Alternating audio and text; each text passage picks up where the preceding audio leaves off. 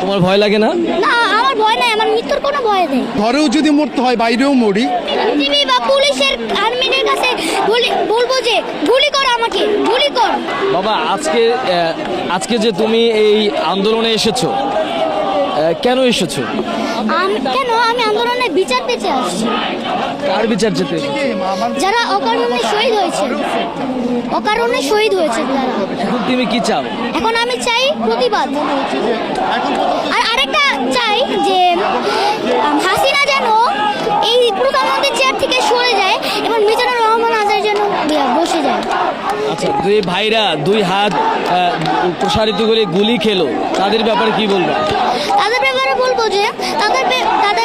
বলবো যে দোয়া করি যারা যেন জান্নাতবাসী হন, আর হাসিনা যেন জান্নাতবাসী হোক। কারণ সে যে অকারণে বলেছে, সে কিন্তু একটা মিথ্যা কথা বলে।